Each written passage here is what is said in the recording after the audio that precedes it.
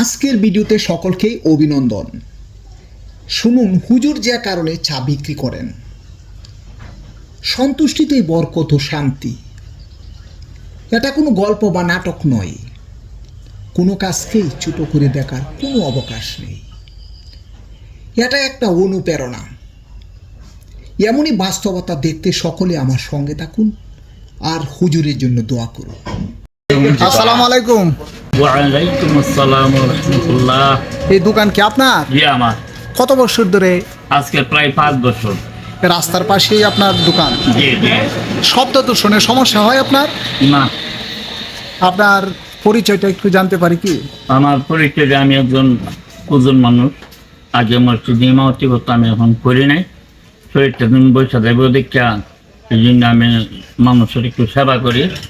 চা বানাই, এই চা বিক্রি করি আর কি। এভাবে কি আপনার সংসার চলে? হ্যাঁ চলে ইনশাল্লাহ। আচ্ছা, কত করে বিক্রি করেন প্রতি কাপ 5 চা? টাকা কিছু দুধটা 5 টাকা, লিটারও 5 টাকা। এটা শুনলাম আপনার এখানকার চা গুণগত মান অনেক ভালো, কিন্তু জি। 5 টাকা কাপ বিক্রি করে কি আপনার পোষায়? না পোষাইলে তো আমরা মানুষের সেবা করা তৈলেও অনেক কিছু মানুষের সেবা করি, যাই কিছু আছে এটা দিয়ে আমার চলে। 5 টাকা কাপ বিক্রি করে এত মান ভালো দেন, এটা কিভাবে সম্ভব? যে কোনো রকম চালায় নি আর কি, কারণ অন্য সবাই যেমন বেছে, মানে আমার তো এটার কোনো যাচাই নাই। আচ্ছা, আগে আপনি ইমামতি করতেন, কিন্তু ইমামতি করাতে কি আপনার চলতো না? এখন ইমামতি করি না, কারণ আমার তো বয়স কম বেশ হয়েছে, ওষুধটা একটা না একটা, এই জন্য যেমন আর কইলা এইটা কইরা কোনো রকম মানুষের সেবা করলাম, জানরাও ভালো রইল। এখন যদি আমি বসে যাই তাহলে শরীরটা যাবো গা। আচ্ছা, ইমামতিতে কত টাকা মাসা পাইতেন আপনি, বা বাৎসরিক কত পাইতেন? 8,000 ও 7,000 মাসিক? তাহলে 7 থেকে 8,000 টাকা মাসা ইনকাম করে চলাটা, একটা সংসার নিয়ে চলাটা কতটা? আল্লাহ চালাইতো, এখনো আল্লাহ চালাইতেছে, এখনো অনেক। আমি যেটা যেমনি কম বেশ চলে যেতাম পারি। যে এই চাগুলো বিক্রি করে কত টাকা থাকে আনুমানিক?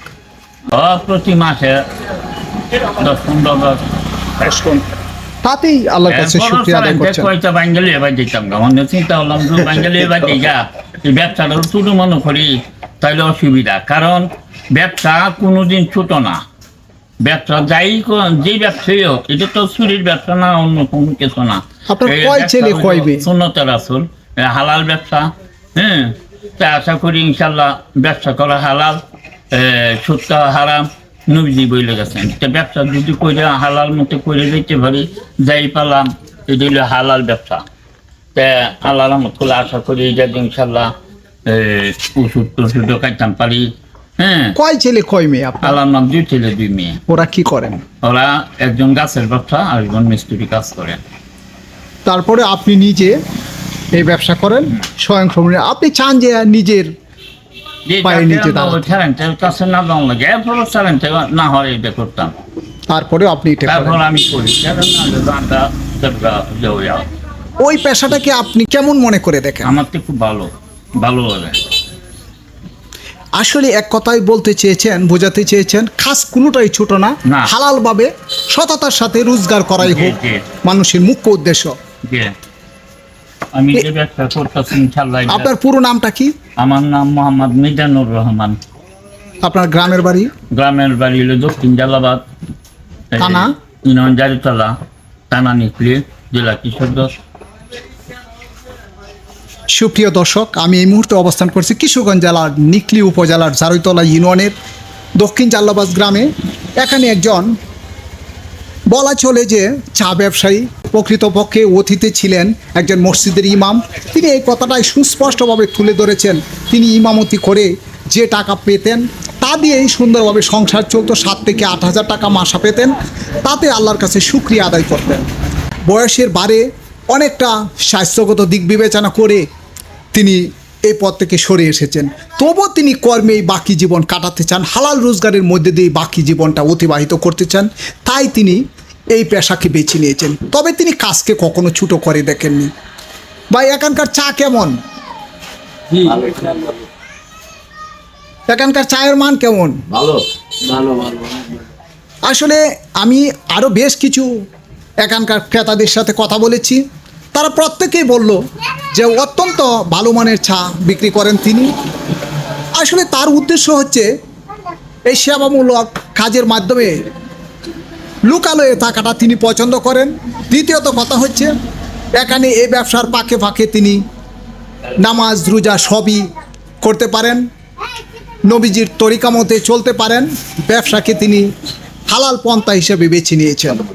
আপনার এই ঘরে কি বিদ্যুৎ আছে? না না, বিদ্যুৎ নাই। তো বিদ্যুৎ ছাড়া কাস্টমারকে আপনি সন্তুষ্ট রাখতে পারেন? রাখা একটু কঠিন হয়। তো বিদ্যুতের জন্য আবেদন করেননি? আবেদন ইয়া হচ্ছিলাম, এই রুটের হেফাজতে আমি ছিল এই নেশা ইয়া আছে এই ইয়ার মধ্যে লাগিয়া। তার মানে আপনার এখানে কোনো নিজস্ব মিটারও নেই, অন্য এক জায়গা থেকে ধার এনেছিলেন, হ্যাঁ। তাও এই মুহূর্তে আর নেই।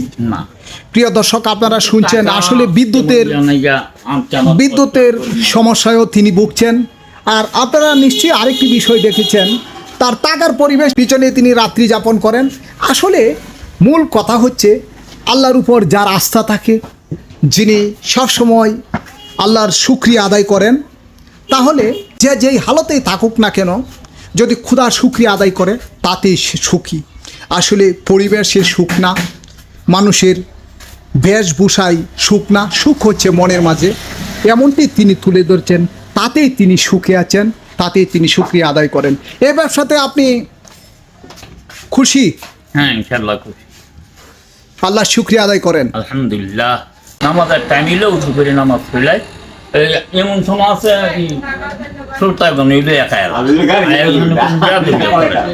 ও আপনার এখান থেকে অনেক সময় ক্রেতারা নিজে নিয়ে এসে খেয়ে ফেলে যখন দেখে আপনি নামাজ পড়েন। অনেক মহিমুরবি ছোট বড় যারা আছে আর সবাই ধরতে গেলে আমার ছাত্র। আপনার ছাত্রই বেশিরভাগ। কেউ বেয়াদবি করে না। ভাই এখানে চা কেমন?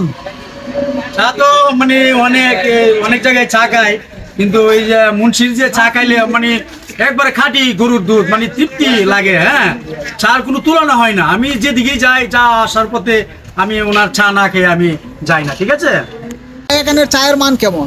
ভালো, অরিজিনাল খাঁটি গরুর দুধের চা পাওয়া যায়। এখন লিগারও খুব ভালো। সব কিছুর দাম বাড়তি, চিনির দাম বাড়তি, চায়ের লিগারের দাম বাড়তি, কিন্তু দুধের দামও বাড়তি। তিনি কি করে 5 টাকা কাপে বিক্রি করে পোষায়? আমাদের রসুলপুর বাজারে এসে দুধের চা হলো আপনার 10 টাকা, আর উনি আজবতি 5 টাকায় বেচতেছে। আসলে তিনি যে সার্ভিসটা দিচ্ছেন, ওই সার্ভিসটাকে আপনি কি মনে করেন? আসলে আপনার বিষয়টা হলো এই যে উনি টাকার দিকটা প্রাধান্য না দিয়া কাস্টমারের যে প্রাধান্যটা এটা বেশি দেয় আর কি। তার হলো কাস্টমার বেশি দরকার, যার জন্য সে 5 টাকার দাম উপরে দাম বাড়ায়। সুপ্রিয় দর্শক, আপনারা আরেকটি বিষয় নিশ্চয়ই শুনেছেন, আসলে তিনি মানুষকে প্রাধান্য দেন বেশি। যারা এই সততার সাথে ব্যবসা করে তাদের এখান থেকে আপনারা একটু সময় ব্যয় করে হলেও চা পান করে যান। যদিও পরিবেশটা তেমন একটা ভালো না, অর্থনৈতিক সংকটের কারণে নিশ্চয়ই আপনারা বুঝতে পেরেছেন, কিন্তু তার মানসিকতা আছে। পাশাপাশি তার চা গুণগত মানের দিক দিয়ে অত্যন্ত সুস্বাদু। সবসময় গরম পানি দিয়ে ধুয়ে নিন, কারণ গরম পানি দিয়ে যদি না ধোয় সময়ে মানুষের একটা মুখে নিয়ে জীবাণু করতে পারে, এই কারণে এটা ধুয়ে নিন, ধুয়ে নেওয়াটা ভালো। আপনার নিয়মিত গরম পানি দিয়ে খাপগুলো ধোন। আপনারা নিশ্চয়ই আরেকটি কথা শুনেছেন, পরিষ্কার পরিচ্ছন্নতার কোনো ঘাটতি নেই তার এখানে। তিনি বলেছেন পরিষ্কার পরিচ্ছন্নতা ইমানের অঙ্গ, সেই নিয়মটিও তিনি বজায় রাখেন। তবে ভালোই চলেন সব কিছুর উপরে, এমনটি বললেন তিনি। ভালো থাকুন, শুভকামনা সবসময়। আবারও দেখা হবে কোনো এক ভিডিওতে আপনাদের সাথে। সেই পর্যন্ত আল্লাহ হাফিজ।